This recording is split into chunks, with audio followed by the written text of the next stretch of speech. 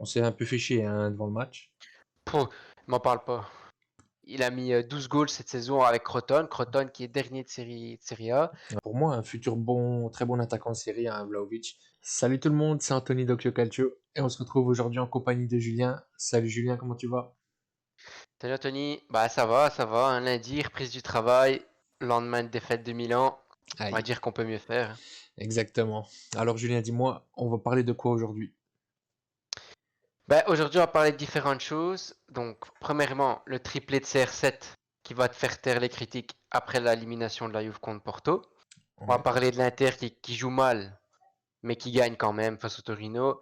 On va parler de l'Atalanta qui gagne et qui prend la place de la Rome en zone Champions. De Zerbi qui gagne son duel face à Juric. Et on va parler du Milan et son 11 dégueulasse et qui perd mais qui tient le Naples justement en haleine pour la Ligue des Champions. Et on va échanger quelques petits mots sur des joueurs comme Vlahovic, Simi ou Immobile. Voilà, voilà. Ok, bah, génial, un beau petit programme hein, pour un premier Ouais, débrief. c'était cool. C'était cool. Donc ouais, c'est notre premier débrief officiel de Serie A. Sur cette 27e journée, on a de quoi parler. Bon, on va commencer C'est sur exact. le sujet principal, CR7. Qui se fait éliminer en gros face à Porto cette semaine, donc face à ses collègues portugais, et donc qui passe pas les huitièmes de finale de la Champions.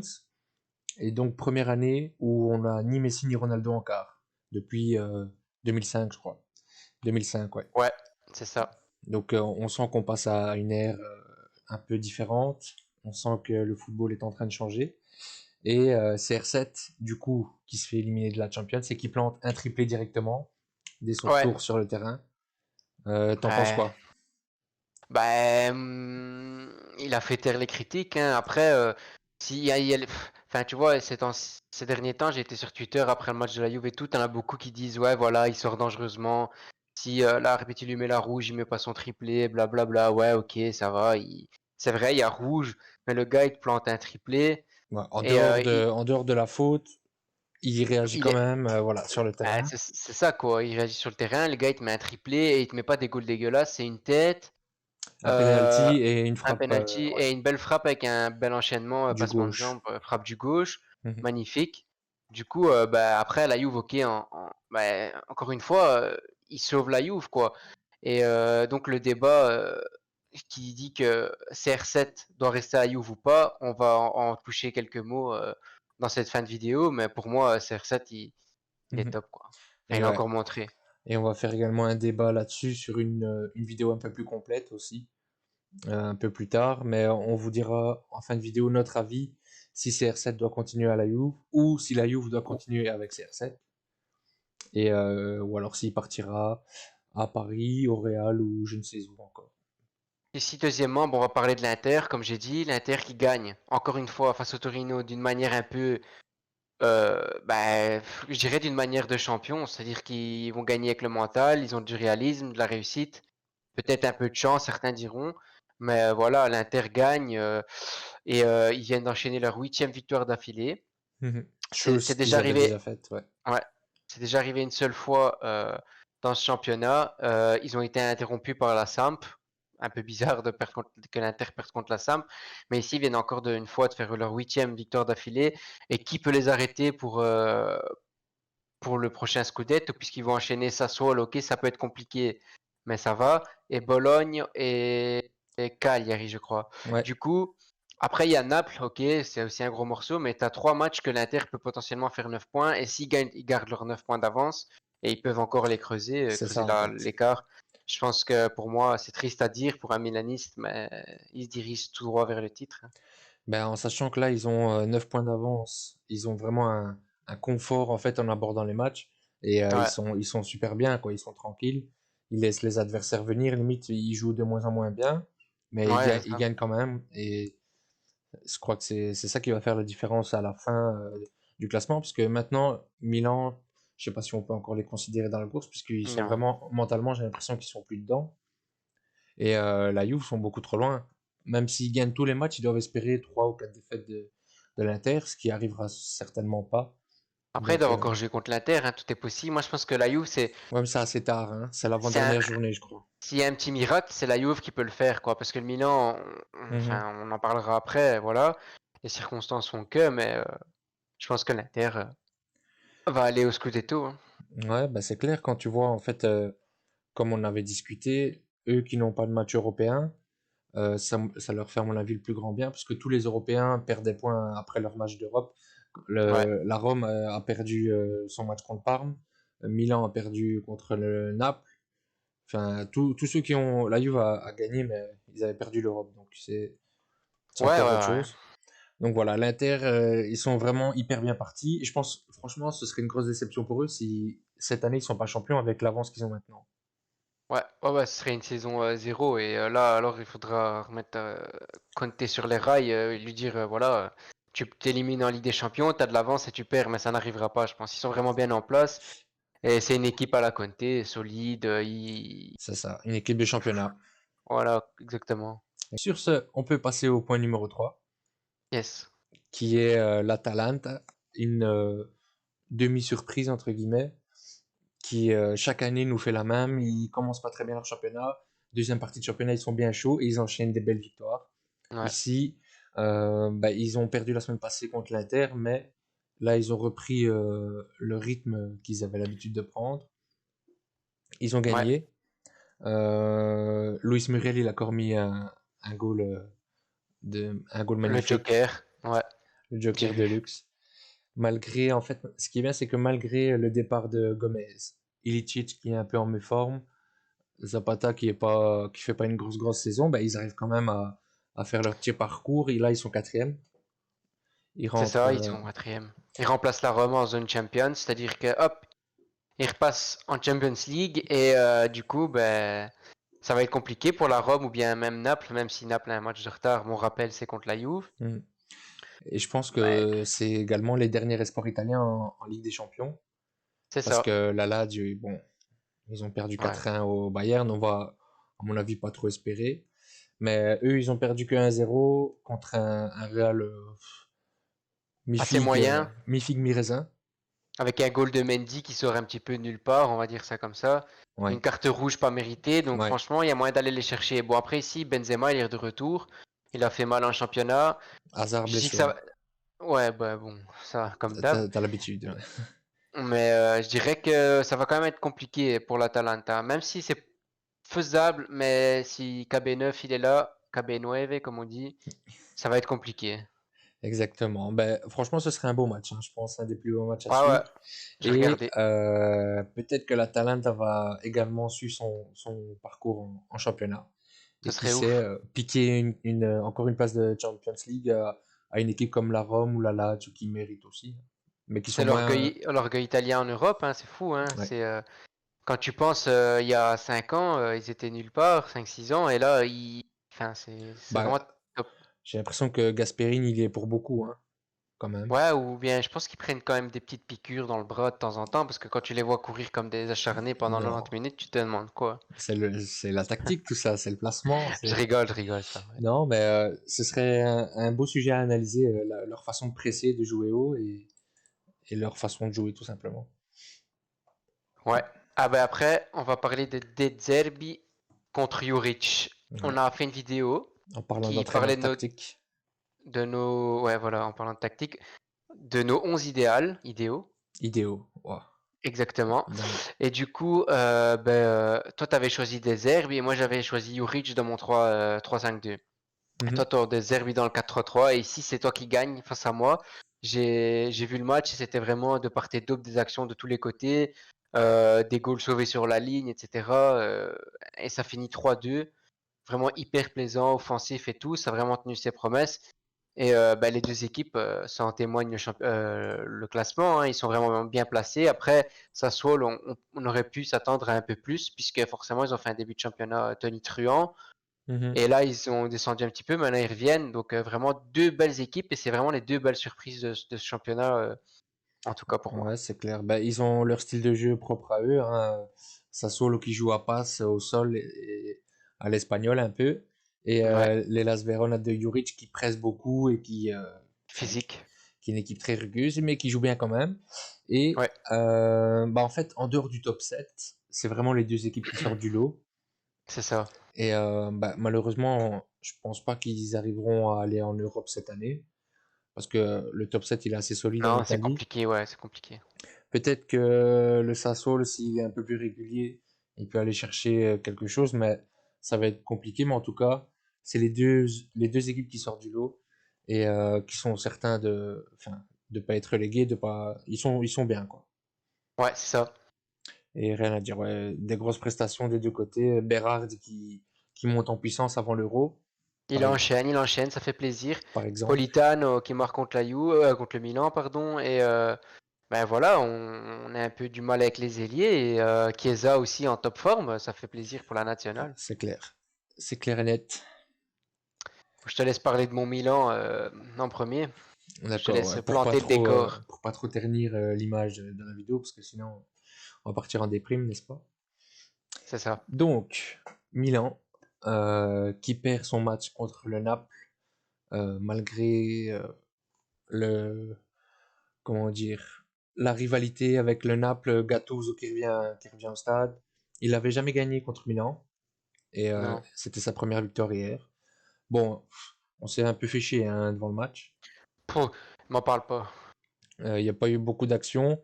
Première mi-temps, ouais, pas grand-chose à dire.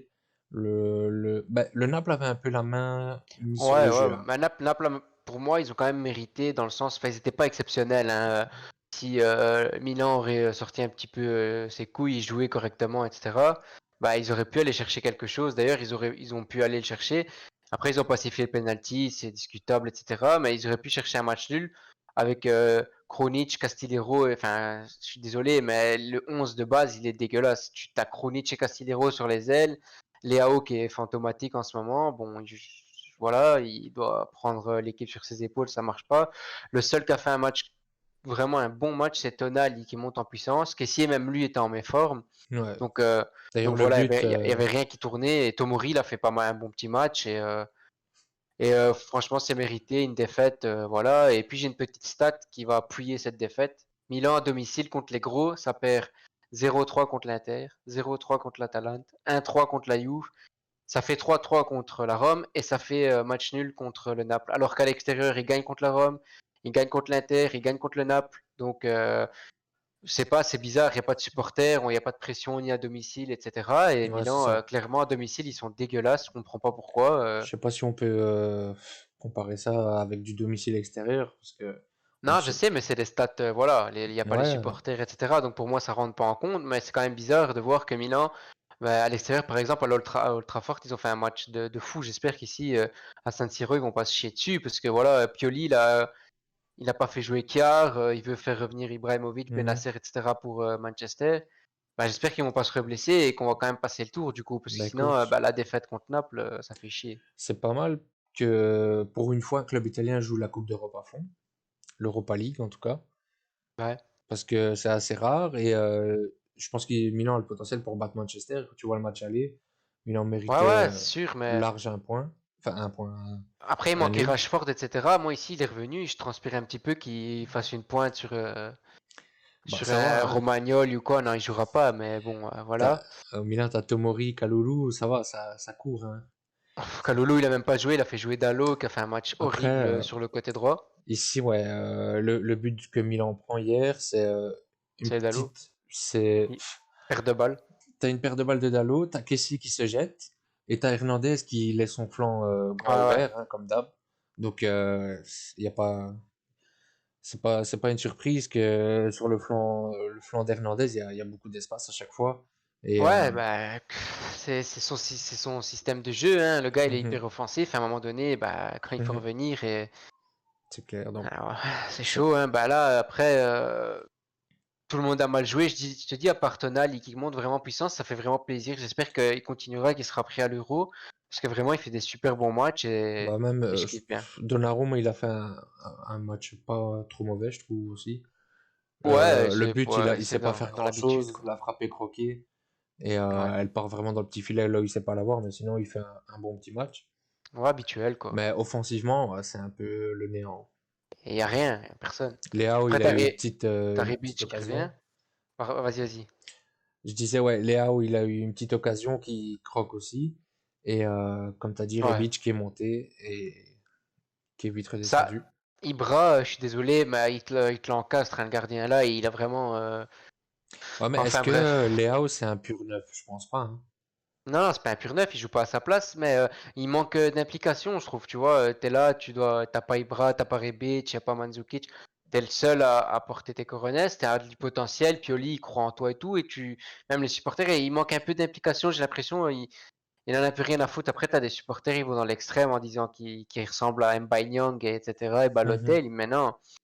Enfin, le gars, il a quand même du potentiel, moi, je crois beaucoup en lui, parce qu'il est vraiment fort et tout, mais bon, là, il nous a vraiment déçus. Ok. Bah écoute, on a fait le point sur les grosses équipes. Maintenant, Yes. quelques mots sur les joueurs qui nous ont marqué à côté de ça. Je te laisse Mhm. commencer. Ouais, ben moi j'ai envie de parler de Simi. Je l'ai pris MPG, il a rien marqué.